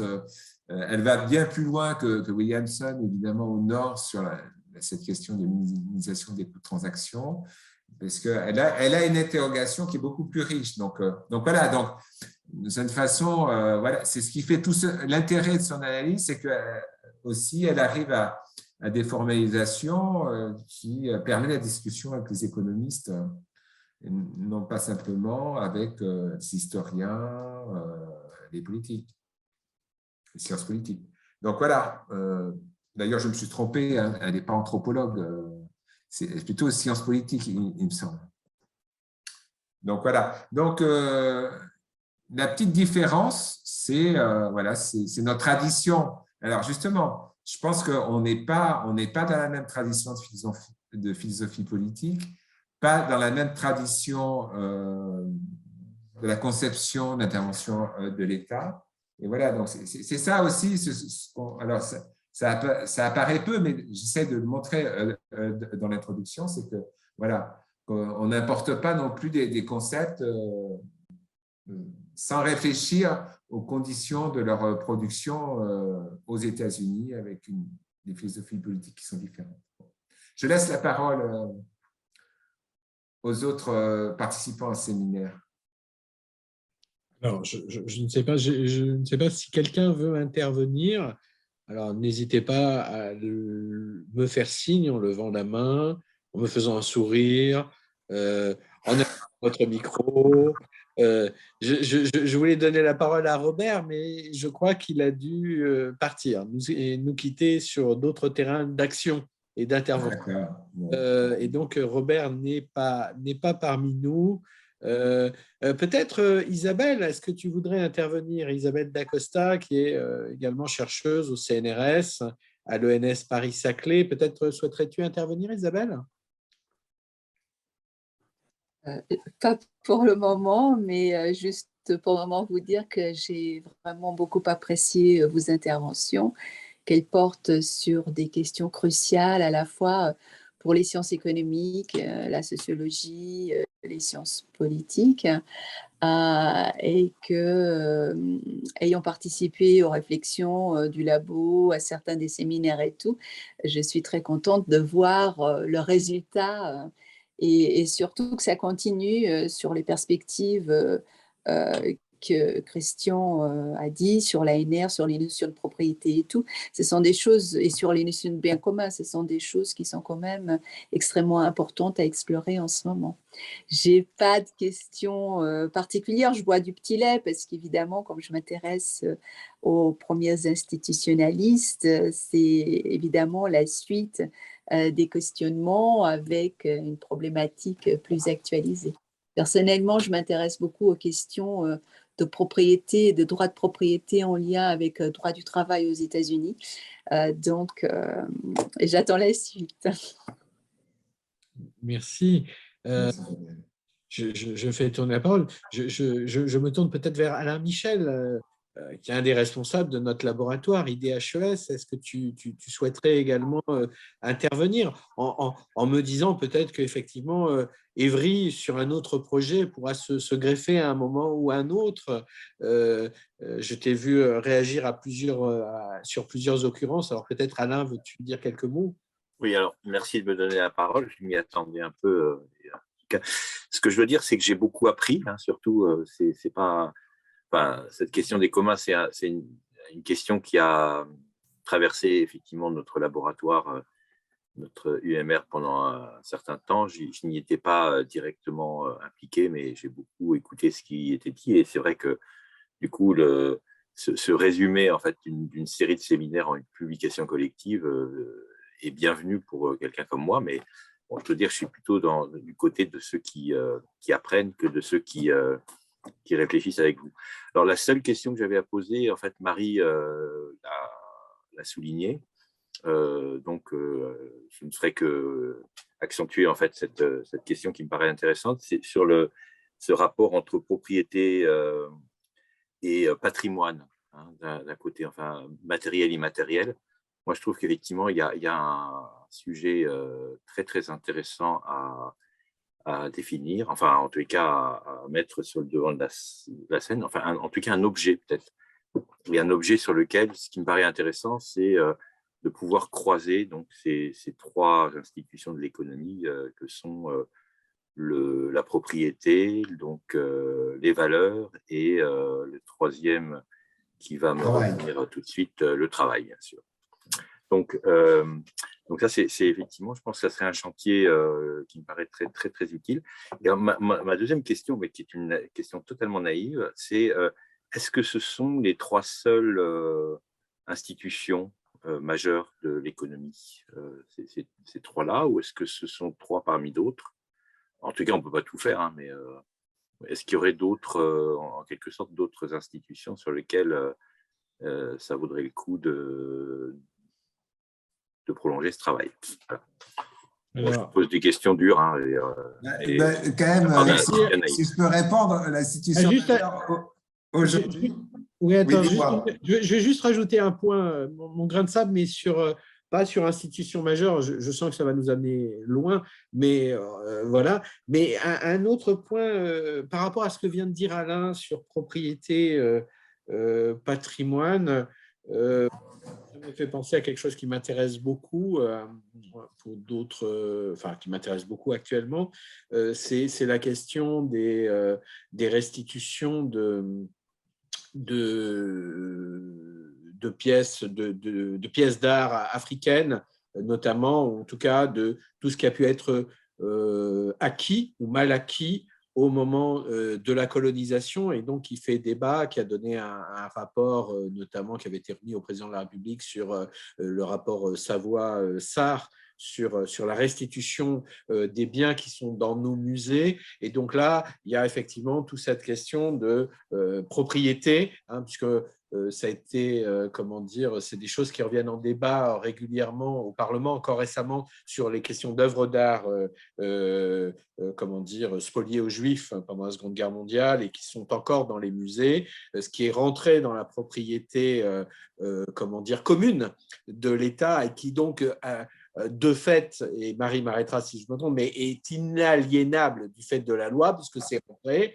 Et donc, voilà, là, on a quelque chose entre ce qui appartient à un collectif et qui, en fait, est revendiqué par un autre collectif. Et donc, non pas forcément, là, sur ces cas-là, à des personnes particulières. Voilà, donc là, c'est vrai que cette question de propriété, patrimoine et commun, il y a quelque chose d'assez fécond, hein, qui interroge l'espace public et qui ne s'arrête pas effectivement à la question de l'air, de l'eau, etc., qui serait du commun, mais vraiment là, il y a des choses très opératoires, qui sont posées très concrètement. Voilà, donc j'ai alimenté un petit peu ça, c'était simplement pour aller dans le sens de la première question d'Alain, et puis il y a la deuxième question d'Alain qui est donc Christian. Oui, écoute, moi je trouve que tout à fait, hein, moi, si des personnes de l'IHES veulent travailler, d'ailleurs en lien aussi, je pense que c'est une question sur laquelle Marie a beaucoup travaillé, la question de la restitution, même si je ne sais pas si elle n'a pas été expert ou dans une comité ou dans une commission, je ne sais pas. Elle de nous répondre, hein, mais je pense qu'effectivement, c'est une façon de réfléchir aussi à cette notion de patrimoine, hein, qui, elle aussi, a des exceptions à la fois juridiques au sens juridique et des conceptions qui renvoient à des formes de revendications légitimes. Enfin bon, bref. qui permet d'articuler différents mondes du droit. Donc, ça, c'est dans le programme de recherche. Hein, donc, pour répondre à Alain sur... C'est pas... Alors, peut-être que la propriété, je dirais, le travail et la valeur, pour moi, c'est des notions qui sont évidemment encadrées par tout un ensemble, par tout un tissu institutionnel. Donc, voilà. Donc, mais je pense qu'une autre notion importante et qui est envahissante aujourd'hui et qui renvoie du coup à la philosophie contractualiste, c'est le contrat. Aujourd'hui, nous sommes dans une contractualisation, je dirais, galopante, hein, voire l'article d'Alain Supiot dans Le Monde de lundi dernier, qui est assez décapant. Donc, il faut répondre à Alain, c'est la question du contrat, quoi. Évidemment, qui renvoie aussi c'est pas le contrat en tant que tel, mais justement, c'est le couple. On voit contrat-État qui se lie d'une autre façon qu'il a pu se lier antérieurement, quoi. Voilà, je laisse Marie répondre. En fait, c'est des questions pour Marie plus qu'à moi, hein, sur la question du patrimoine. Mais je m'y intéresse de plus en plus. Ah, oui. Non, mais c'est sûr qu'il y a un sujet et un intérêt de mettre ensemble patrimoine, propriété commun. Et on le voit apparaître au travers de ces mouvements de revendication qui se multiplient aujourd'hui avec les États qui ont accédé aux indépendances et qui sont en train de réclamer de plus en plus le rapatriement d'objets, d'éléments du patrimoine sur le territoire, et qui font apparaître en l'occurrence d'autres entités que les États, puisqu'il y a des communautés plus localisées qui montent en puissance comme sujet de droit, et donc c'est d'autant plus intéressant à observer. Et au prisme de ces questions de restitution, on a travaillé d'ailleurs avec Noé sur excusez-moi, sur un programme de recherche du GIP Justice qui est en ligne. C'est un projet qui a été piloté par Judith Rochefeld et où on a pris les communs aussi comme un outil heuristique pour réfléchir à la façon d'introduire davantage de communalité dans un certain nombre d'institutions. Alors, dans ces institutions, on a pris plusieurs objets. On a travaillé sur l'environnement, on a travaillé sur l'eau, on a travaillé sur les ressources intellectuelles, sur les productions intellectuelles, et puis on a travaillé sur les biens culturels. Donc ça, c'est un travail qu'on a fait avec Noé, où on s'est posé la question, voilà, justement, si on s'intéresse aux intérêts ou aux droits qui ont vocation à s'exprimer sur une chose, on a pris cette notion d'intérêt qui permet d'élargir un petit peu, et on a essayé de regarder ces objets patrimoniaux, non pas par l'entrée du droit qu'exerce son propriétaire légitime dans l'état du droit positif sur cette chose. Les collections publiques en France, c'est l'État, ça peut être des collectivités, etc. Non pas en prenant la question de ce point de vue, mais en se demandant mais qui a intérêt à cette chose, qui a un intérêt direct, un intérêt d'accéder à la ressource, un intérêt d'en jouir d'une certaine façon, un intérêt à ce que cette chose demeure et soit conservée, donc d'une façon un peu plus distante, etc. Donc on a essayé un peu donc c'est une démarche qui est assez proche de celle que finalement vous avez empruntée dans votre ouvrage, et on a essayé de travailler sur un outil qui nous permette justement de mettre en lien ces éléments avec les communs. On a appelé l'échelle de communalité, en se disant un certain nombre de ces ressources sont plus ou moins communalisées. Donc, cette échelle de communalité, on l'a travaillée justement en intégrant la référence à la notion d'inclusivité, du degré d'inclusivité, et puis en travaillant la question de contours des intérêts et des possibles revendications sur ces biens. Et on a évidemment abordé la question des patrimoines partagés, ce qui est une question extrêmement complexe et très difficile à mettre en œuvre dans des relations internationales, évidemment. Voilà. Donc, on a commencé un petit peu à réfléchir. Bon, c'était une recherche-action, toujours un peu étrange d'être dans un plan de réflexion où on demande de produire du droit. On demande à des gens de réfléchir sur le droit, mais aussi de produire du droit. Donc, on a essayé cet exercice. Mais moi, je trouve qu'il y a vraiment de quoi poursuivre la réflexion. Il y a un domaine très intéressant dans lequel l'idée d'un patrimoine collectif et d'une propriété collective a été travaillée, c'est le domaine des archives, et notamment le domaine des archives qui s'est posé au moment des indépendances avec les successions d'États. Et il y a eu toute une réflexion d'une association internationale des archivistes qui a proposé une figure de propriété collective. De propriété collective des archives partagées entre des États qui ont des histoires communes.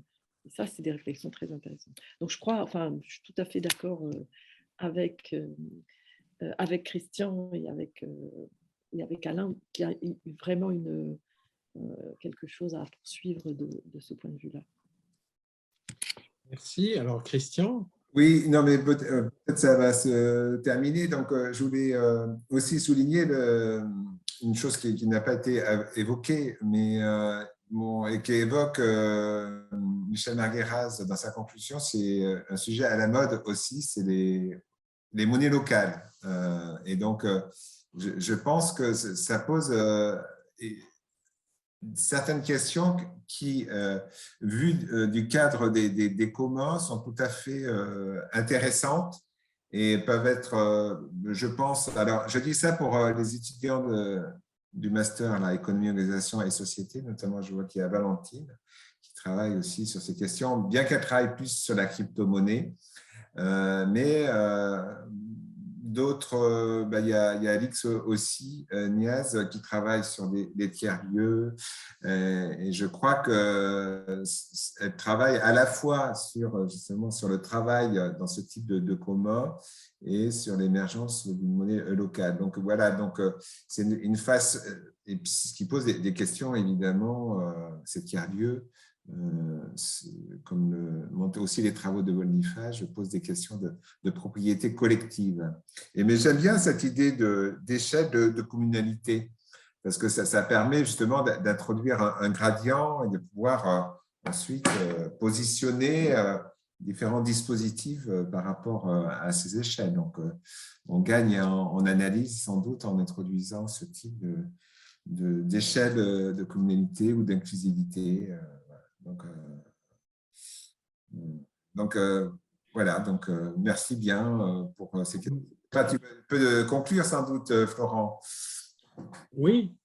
Oui, on va. Alors, oui, tu m'as pris de court là sur la transition, mais merci à toi, Christian, merci à Marie. Alors, juste pour dire deux choses. D'abord, on retrouvera Marie. On retrouvera Marie le 20 mai avec ses co-auteurs autour de la loi de 2002 sur les musées. Donc, on me dit que cet ouvrage est sous presse, va sortir très bientôt à la documentation française. Donc, vous allez avoir l'opportunité. Oui, Marie? Il est sorti. Il est sorti. Eh bien, donc, ruez-vous tout de suite à la sortie de ce séminaire pour acquérir cet ouvrage, pour le 20 mai, être fin prêt à écouter Marie. Et alors, donc, j'indique que la prochaine séance aura lieu le 11 mars autour de cet ouvrage présenté par mon collègue d'Evry et de l'IDHES, Julien Vien. C'est sa thèse. Le commode et l'accessoire, le commerce des biens de consommation au XVIIIe siècle en Lorraine. Et donc, nous retrouverons également Anne Conchon, dont on a cité sa contribution à l'ouvrage discuté et présenté aujourd'hui. Anne Conchon sera la discutante donc, de l'Université Paris 1, également IDHES, sera la discutante de cet ouvrage de Julien Vien. On vous tiendra au courant des suites, présentielles ou pas présentielles, mais de toute manière, la visio est définitivement maintenue, même si nous avions aussi la possibilité de tenir les petits déjeuners d'Urkheim en présentiel.